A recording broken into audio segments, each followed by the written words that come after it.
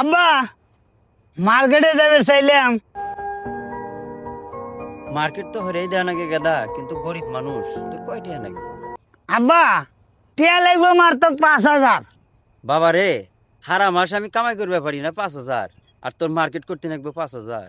টিহা দিয়ে পারবে না, জন্ম দিছেও গে আমার টিহা আজকে লাগবো, নাহলে আমি সব বাইয়ে চুরি আলা দুম। বাবা রে, কি আর হারাবি, এই 5,000 টাই সম্বল আছিল। দা বাজান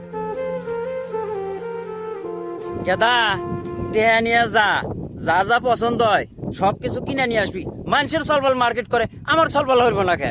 অবশ্যই হইব।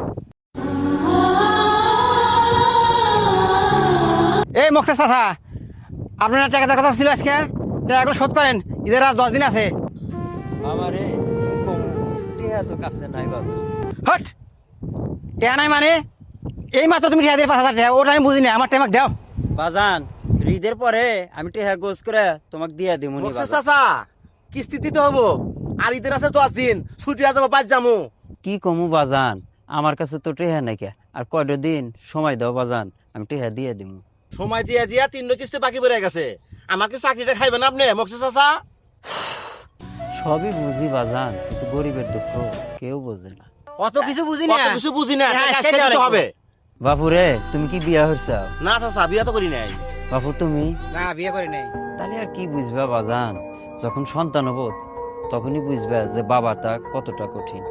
বাপুরে, তোমাকে টেহা করে দিবেন নাকি কাছে রাখছিলাম, কিন্তু মানুষের সলবল মার্কেট করতেছে, এই জন্য আমার সল এসে চাইলো, তাই দিয়ে দিলাম। তোমরা যেদিন বাপ হবে সেই দিন বুঝবা বাজান, সলবলের আবদার যদি পূরণ না করো কতটা কষ্ট হয় বাবার, ওই দিনই বুঝবা বাজান।